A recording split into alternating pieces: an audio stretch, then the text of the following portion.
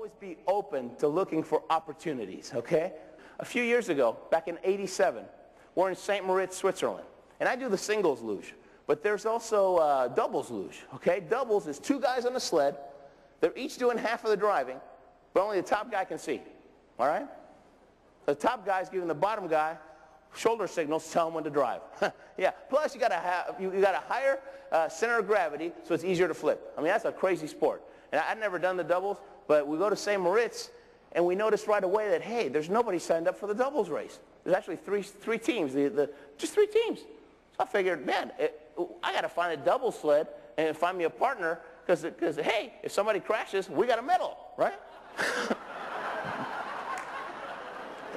So I go to my buddy Pablo Garcia from Spain, and I told him, hey, we got to sign up. He goes, hey, Pablo's no dummy. He saw the opportunity. He says, yeah, let's do it. Well, we had to get permission from Coach. So we asked Coach, and Coach goes, look, if you guys can find a double sled in this town, you got my blessings. Well, it turns out that St. Moritz, even though they've got the luge track, they're a bobsled town. They don't like lugers over there. There's only like one luge guy in all of Switzerland. They like bobsled. And so we spent 3 days cold calling in German. We don't speak German, but that's what they speak over there. We learned a little phrase. Haben Sie eine Doppelsitzer-Schlitten for the Weltcuprennen? Slam, right? Do you have a double sled for the World Cup race?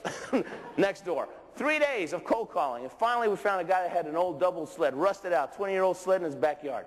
He lent it to us. We got it race ready. We joined the race. Everybody lined up to watch Ruben and Pablo kill themselves. And we almost did. I mean, we came close to crashing several times down that track, and we finished.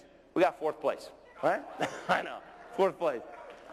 Yeah, I thought it was pretty great. Well, anyways, we go to the we go to the closing ceremonies, right? The medal ceremonies, and they got the podium, 1st, 2nd, 3rd, and we just love seeing it. Watching those guys get their medals. It was just exciting. So we're sitting there watching, and the race organizers they point to us. It goes, hey, you two. Us? Yeah. So we walk right in front of the 1st place, right on the ground, and they gave us 4th place medals. Can you believe that? I've been in the sport for 20 years. I've never seen a 4th place medal in my life. I actually I checked it out. It wasn't chocolate or anything, right? It was real. We got our pictures in the paper, and we earned so many World Cup points for that 4th place finish that at the end of the whole season we were ranked 14th in the world in the doubles.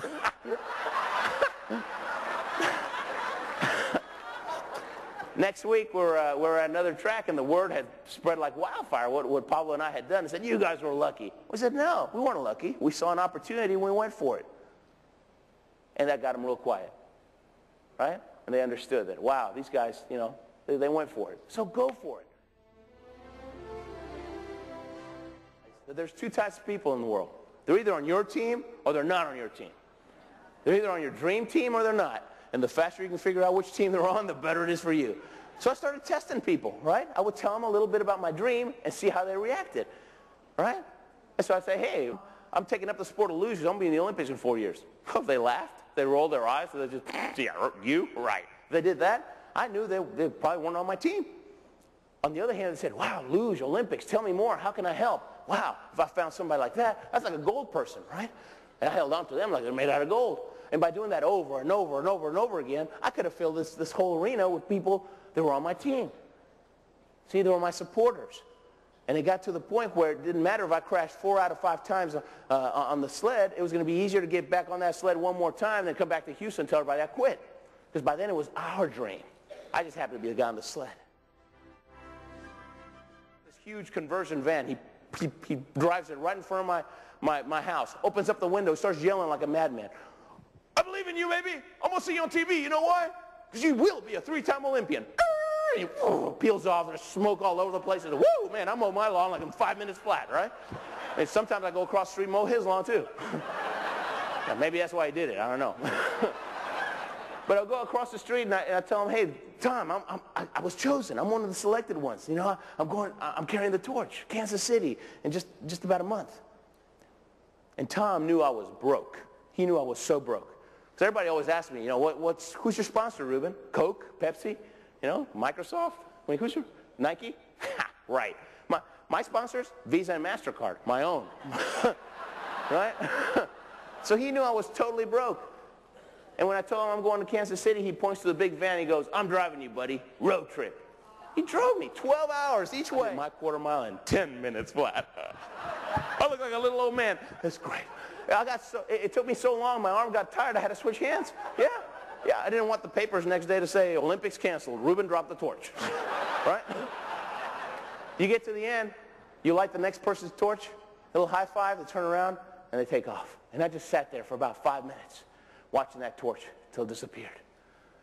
And next time I saw that flame, there I was at the opening ceremonies of the Salt Lake City Olympics, right? As a 3-time Olympian.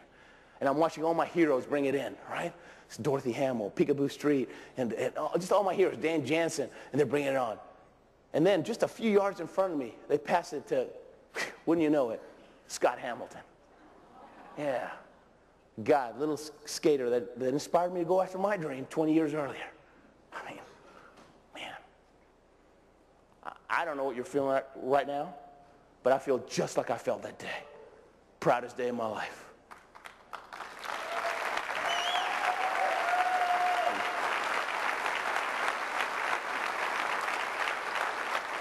Guys, if you have a dream, and you're willing to go for it, you refuse to quit, and you hang on to your leadership, you can make that dream come true. Thank you so much. Thank you, guys. Thank you. Mr. Ruben